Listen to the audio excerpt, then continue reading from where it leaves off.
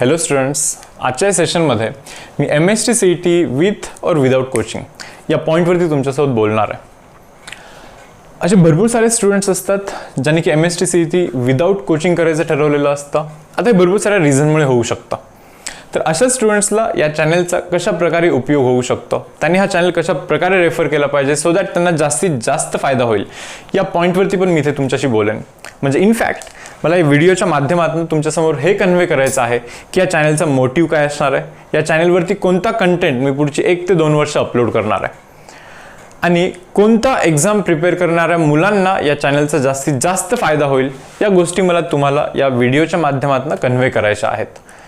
So students, session start करण्याआधी शॉर्टमध्ये मी स्वतःला इंट्रोड्यूस करून देतोय. माझं नाव आहे अलगेश पत्रिके आणि माझं BTech कंप्लीट झालेलं आहे from college of engineering Pune. COEP वरून मी मेकॅनिकलमधून मी BTech कंप्लीट केलेलं आहे.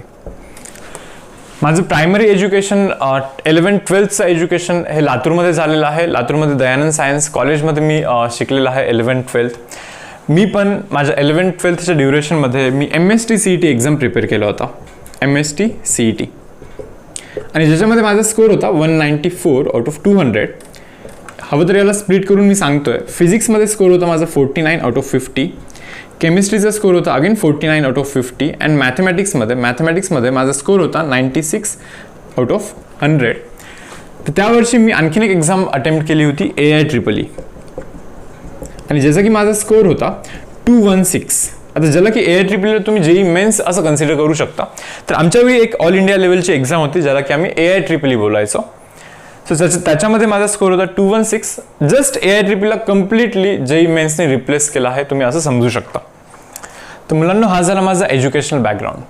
प्रोफेशनल बॅकग्राऊंड सांगायचं झालं तर इंजिनिअरिंग नंतर अराउंड 5 इयर्स मी टाटा टेक्नॉलॉजी म्हणून एक कंपनी आहे तर तिथे जॉब केला. Side by side me coaching institute run करायचो पुण्यामध्ये. त्याच्यानंतर मी जॉब क्विट करून फुल time as a teacher work करतोय. कोचिंग इन्स्टिट्यूटचं जस्ट नाव डिस्क्लोज नाही करत आहे मी इथे, बिकॉज माझ्या कोचिंग इन्स्टिट्यूटचा पब्लिसिटी हा व्हिडिओचा मोटिव्ह नाही आहे. तर मुलांना आपलं डिस्कशन आता शिफ्ट करूया आपल्या मेन पॉईंटवरती की कोणताही 11th-12thचा एंट्रन्स एक्झाम, MST CET असू द्या, JEE मेन्स असू द्या, नीट असू द्या, कोणताही एक्झाम असेल तर तो विथ कोचिंग केला पाहिजे की विदाऊट कोचिंग केला पाहिजे. आता विदाऊट कोचिंग ज्यावेळेस मी बोलतोय त्यावेळेस मी याबद्दल बोलतोय की यूट्यूबवरतीचे व्हिडिओज पाहून आपण शिकलं पाहिजे. ओके, तर माझा असा पर्सनल कॉल आहे की जर का फायनान्शियल कंडिशन स्ट्रॉंग असेल डेफिनेटली गो विथ कोचिंग.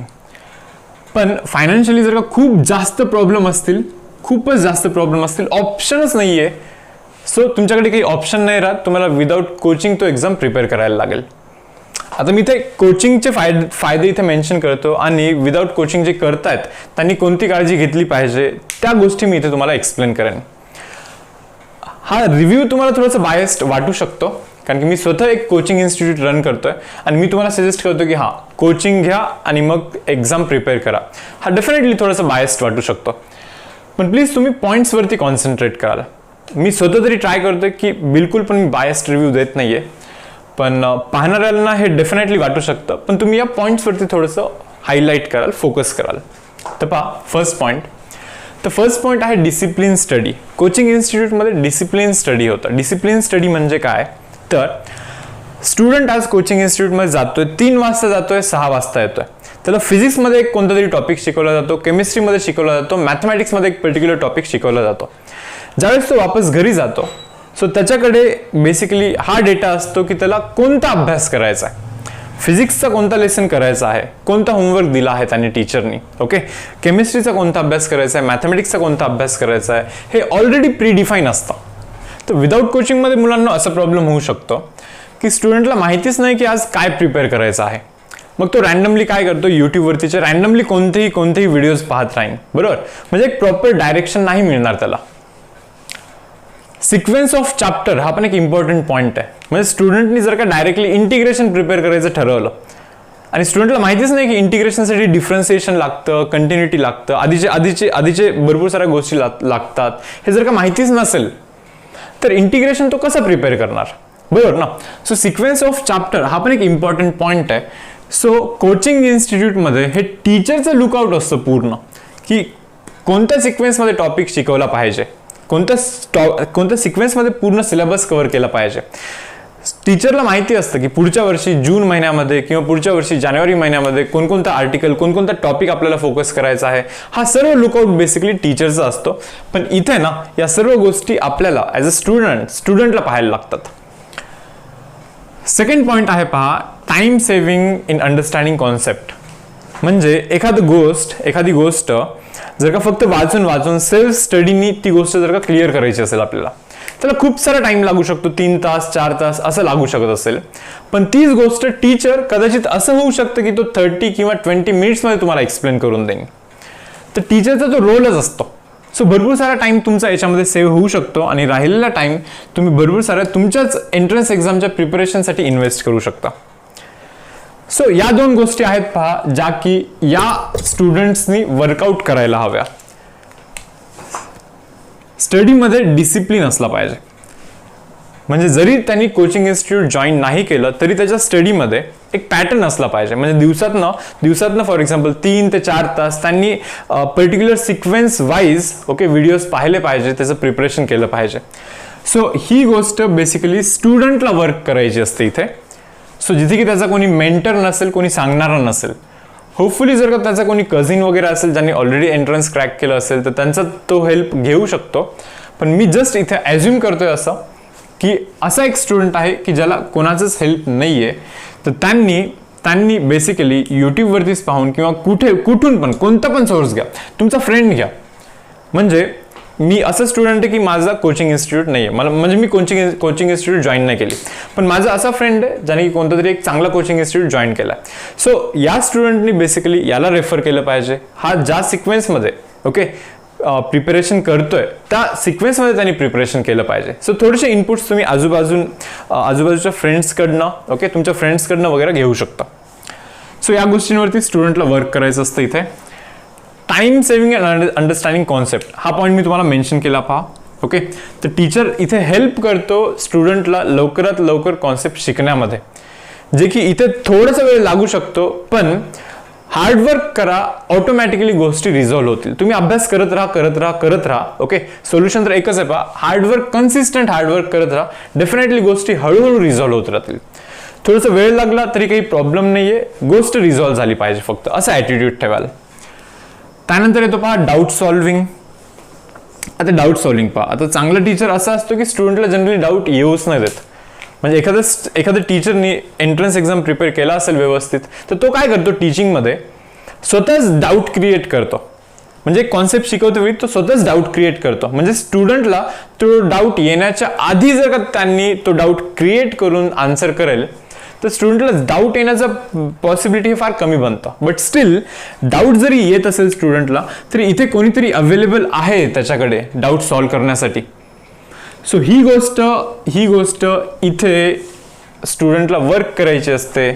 तर तो कसा वर्क करू शकतो, जो काही तुमचा डाऊट आहे तर तो तुम्ही इंटरनेटवरती सर्च करा, ऑटोमॅटिकली तुम्हाला मिळेल. सो इंटरनेट इथे डेफिनेटली हेल्प करेल. आता इंटरनेट मीन्स कोणता पण सोर्स, लाईक यूट्यूबवरती तुम्ही टाका तुमचा डाऊट, किंवा जस्ट गुगल करा, काही ना काही डेफिनेटली तुम्हाला मिळून जाईल. थोडासा टाइम लागेल पण डेफिनेटली मिळून जाईल.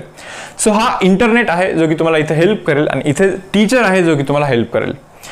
इव्हन इथला पण स्टुडंट यूट्यूबवरती सर्च करून डाऊट क्लिअर करू शकतो. बट जस्ट मी इथे मेन्शन करतो की डिफरन्स काय, इंटरनेट तर इथे पण आहे, इथे पण आहे. इथे एक्स्ट्रा टीचर आहे, हा एक एक्स्ट्रा पॉईंट आहे. आता यानंतर पहा रेग्युलर टेस्ट. जनरली कोचिंग इन्स्टिट्यूटमध्ये जिथे एंट्रन्स एक्झाम व्यवस्थित प्रिपेअर करून घेतली जाते, वीकमध्ये जनरली एक टेस्ट असते, 1 किंवा 2 टेस्ट असतात. सो स्टुडंटला क्लिअर आयडिया असते की या संडेला जर का डिफरन्सिएशनची टेस्ट आहे, सो तो पूर्ण वीकमध्ये डिफरन्सिएशनचं व्यवस्थित प्रिपरेशन करत राहणार.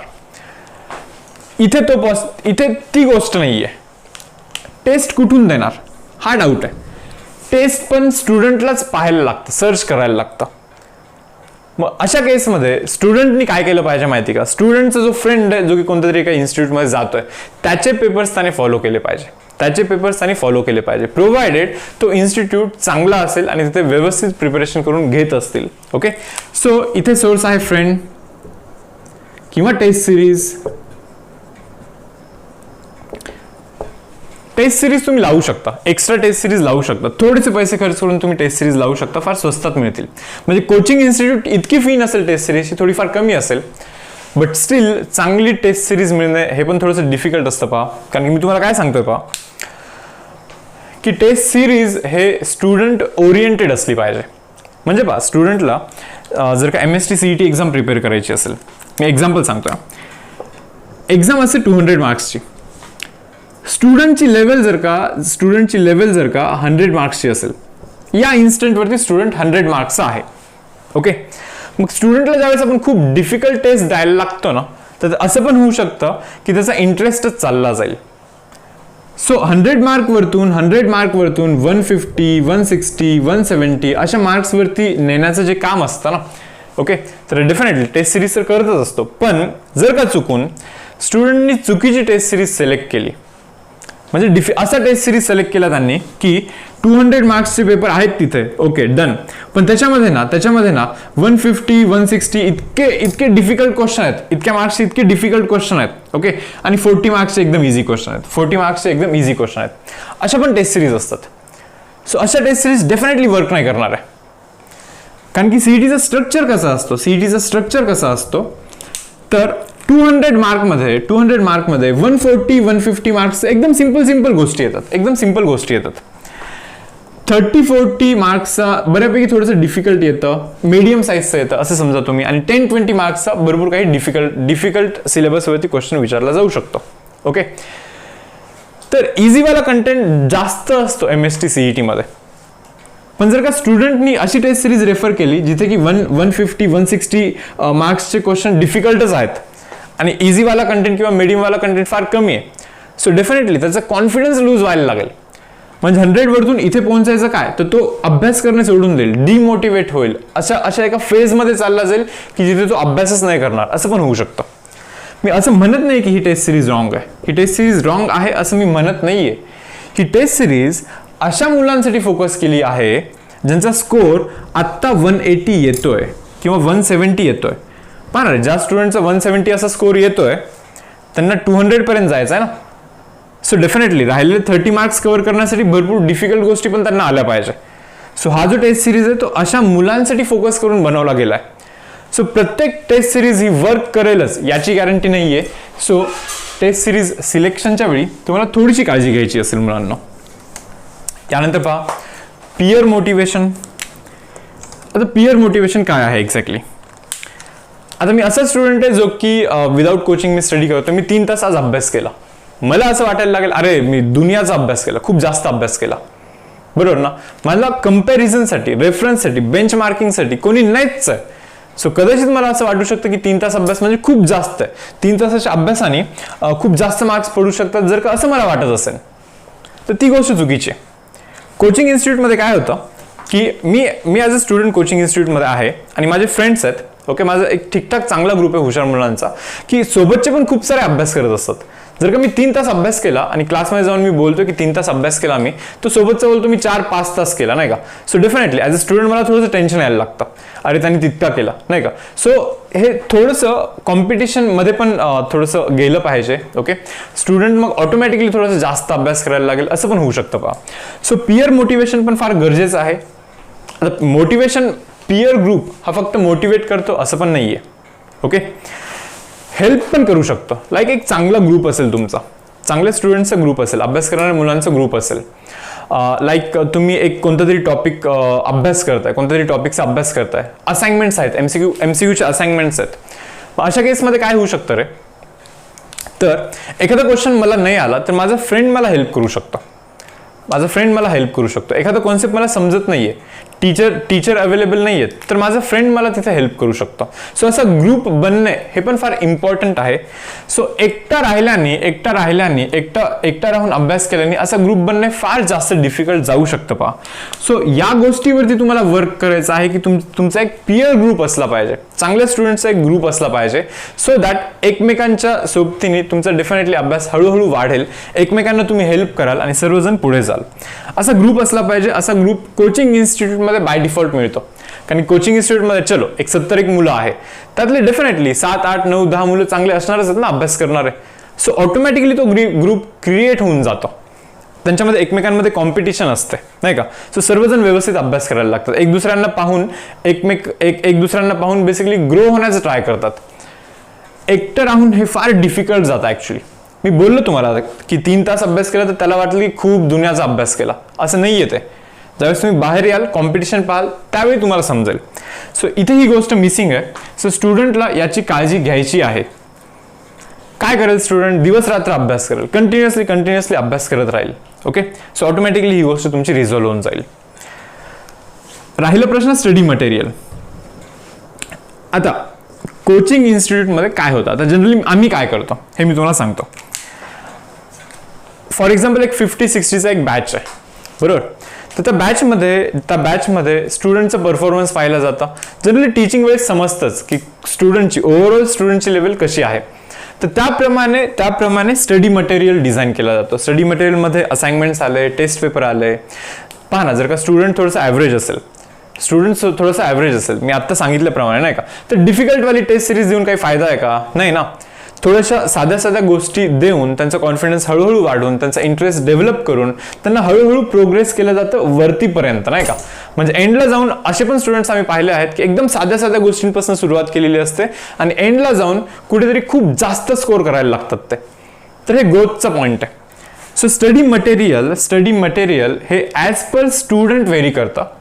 सो स्टडी मटेरियल देणारा टीचर बेसिकली असं असलं पाहिजे की त्यांनी ॲज पर स्टुडंट तो मटेरियल थोडंसं चेंज केला पाहिजे.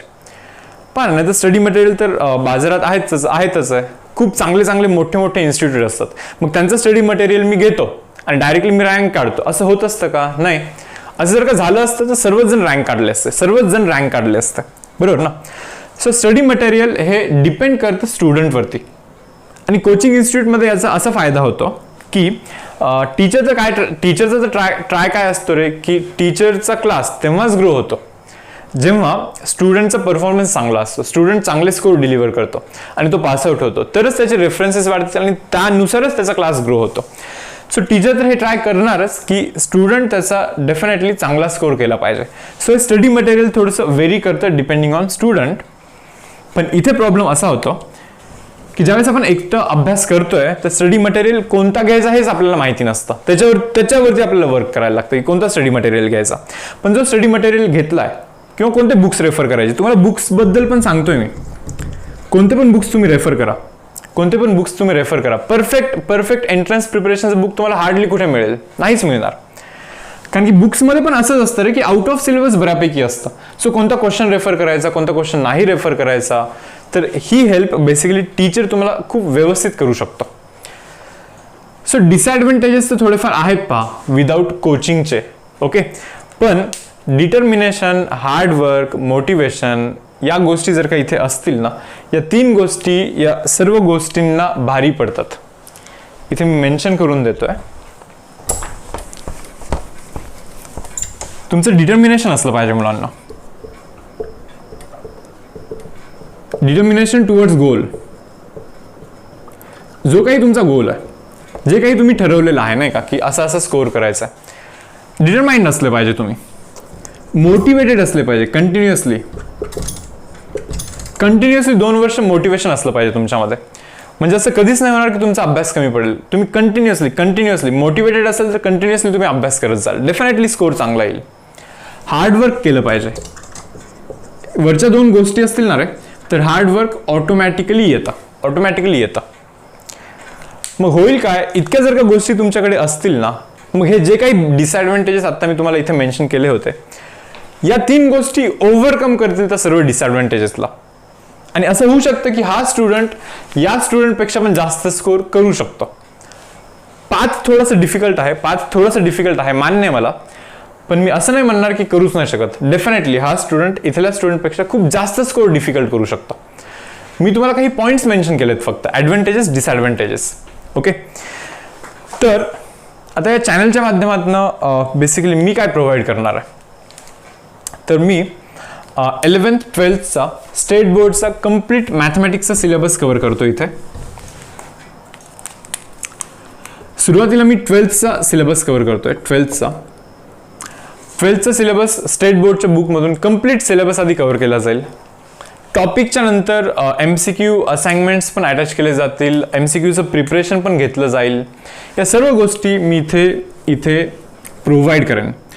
हे मी सांगतोय पहा 12thच्या सिलेबसबद्दल. मी सध्या तरी 11thचे व्हिडिओज अपलोड करत नाहीये, 11th स्टँडर्डचे व्हिडिओज अपलोड करत नाहीये. सो जास्ती फायदा या चॅनलचा कोणाला होईल आत्ता या इन्स्टंटवरती, जे 11th वरतून 12th वरती गेलेले आहेत ना, ओके, तर त्यांच्यासाठी व्हिडिओज मी इथे अपलोड करतोय. आत्तापर्यंत पाहाल तर differentiation, application of derivative, 3D line plane म्हणून एक लेसन आहे, त्याचे सर्व व्हिडिओज अपलोड केलेले आहेत, इन्क्लुडिंग MCQ प्रिपरेशन. प्रिव्हियस CETचे वगैरे पण क्वेश्चन्स इथे इन्क्लूड आहेत. तर ज्यावेळेस पूर्ण तो कोर्स होईल एखाद्या टॉपिकचा, त्याच्या एंडमध्ये मी असाइनमेंट्स पण प्रोव्हाइड करेन. म्हणजे जो स्टडी मटेरियलचा पॉईंट आहे ना मुलांना, ओके, तो मी प्रोव्हाइड करेन. पण तो तुम्हाला किती ॲप्लिकेबल आहे हे मी त्याची गॅरंटी नाही देऊ शकत, कारण की मला माहितीच नाही, मी तुम्हाला पाहिलेलंच नाही आहे. तुमचं प्रिपरेशन एक्झॅक्टली कोणत्या लेवलचं आहे हे मला माहितीच नाही आहे.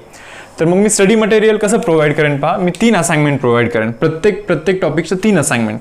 एक इझीवाला असेल, थोडंसं मीडियमवाला असेल आणि एक डिफिकल्टवाला असेल. ओके, अराउंड 20-25 MCQच्या असाइनमेंट असतील या. ओके, तर या 3 गोष्टी मी प्रोव्हाइड करेन. मला माहिती नाही की कोणता स्टुडंट काय पाहतोय, सो मला माहिती नाही की कोणता असाइनमेंट कोणी रेफर केला पाहिजे. जस्ट मी हे 3 गोष्टी प्रोव्हाइड करतो. सो तुम्ही तुमच्या ॲबिलिटीप्रमाणे हे तुम्ही सिलेक्शन करायचं. 3ही असाइनमेंट सॉल्व्ह करेल तर एकदम चांगलं आहे. इझी वरतून मीडियम वरतून डिफिकल्ट असं तुमचं प्रोसेस असलं पाहिजे. याच्यानंतर टेस्ट सिरीज मी इथे प्रोव्हाइड नाही करत आहे पहा. ओके, तुम्ही असाइनमेंट ॲज अ टेस्ट म्हणून तुम्ही देऊ शकता. असाइनमेंट्स तुम्ही इझी आणि मीडियमवाला असाइनमेंट सॉल्व्ह केला आणि डिफिकल्टवाला असाइनमेंट तुम्ही ॲज अ टेस्ट म्हणून देऊ शकता, बरोबर ना. तर हे 3 असाइनमेंट सफिशियंट असतील. हे टॉपिक वाईज मी तुम्हाला प्रोव्हाइड करेन. आणि टीचिंग अशीच करेन मी, किंवा कंटेंट मी असंच ठेवेन लेक्चरचा की त्याच्याने एंट्रन्स प्रिपरेशन होईल. भलेही मी स्टेट बोर्डचं बुक सॉल्व्ह करून तुम्हाला देत असेल सुरुवातीला, तर स्टेट बोर्डचं बुक प्रिपेअर करणे म्हणजे एंट्रन्स प्रिपेअर नाही करत आहे आपण, असं नसतं. ते MST CETचा बेसिस असतो स्टेट बोर्डचा सिलेबस.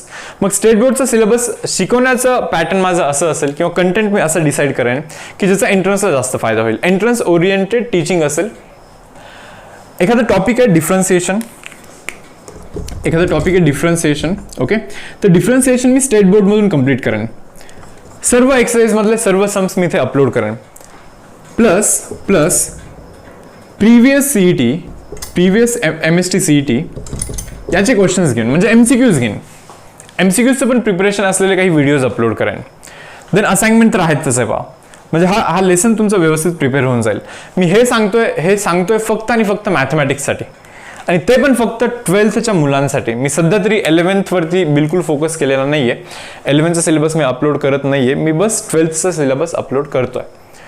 तर जरी तुम्ही कोचिंग इन्स्टिट्यूट कोणता जॉईन नसाल केला, किंवा केला जरी असेल आणि याचा फायदा होत असेल, ओके, तर डेफिनेटली तुम्ही हा कोर्स कंटिन्यू करा. मी पण 1 वर्षामध्ये हा पूर्ण कोर्स कंप्लीट करून देईन तुम्हाला. सो होपफुली मला असं वाटतं की मी बऱ्यापैकी गोष्टी क्लिअर केल्या असतील तुम्हाला. मी फायनली तरी एक वेळेस लास्टला सांगतोय की माझा फायनल कॉल काय होता. मी जे काही एक्सपिरियन्स केला आहे आत्तापर्यंत, फायनान्शियल कंडिशन स्ट्रॉंग असेल, गो विथ कोचिंग डेफिनेटली. पण वीक असेल, थोडंसं प्रॉब्लेम असेल तर डिमोटिवेट नका होऊ, खूप सारा हार्डवर्क करा. मी तुम्हाला इथे पॉईंट्स मेन्शन केले होते. थोडेसे डिसएडव्हान्टेजेस आहेत, पण त्या ओव्हरकम करा तुम्ही, डेफिनेटली ओव्हरकम करा. आणि त्या ओव्हरकम कशा करायच्या मी ते व्हिडिओजमध्ये हळूहळू जसं शिकवतोय ना, मी लेक्चरमध्ये जसं शिकवेन ना, ओके, त्याच्यामध्ये काही गोष्टी इंट्रोड्यूस करत जाईन मध्ये. सो बिलकुल तुम्ही टेन्शन नका घेऊ जर का तुम्ही या साईडला असाल तर. ओके, कोणतीच गोष्ट तुम्हाला अडवू नाही शकत. हार्डवर्क करण्यापासून, हार्डवर्क करणे किंवा न करणे हे तुमच्या हातात आहे, बरोबर ना. सो तुम्ही स्कोर खूप चांगला डिलिव्हर करू शकता जर का तुम्ही ठरवलं तर. 3 गोष्टीवरती वर्क करा. मोटिवेटेड राहा, डिटर्मिनेशन टुवर्ड्स गोल फिक्स असलं पाहिजे, व्यवस्थित असलं पाहिजे, आणि हार्डवर्क कंटिन्युअसली करत जा. खूप चांगला स्कोर येईल तुमचा. सो इथे मी माझा हा सेशन एंड करतोय. होपफुली तुम्हाला हा आवडला असेल तर प्लीज जे 12th मध्ये मुलं आहेत, 11th किंवा 12th मध्ये, त्यांच्यासोबत प्लीज शेअर कराल. So thank you.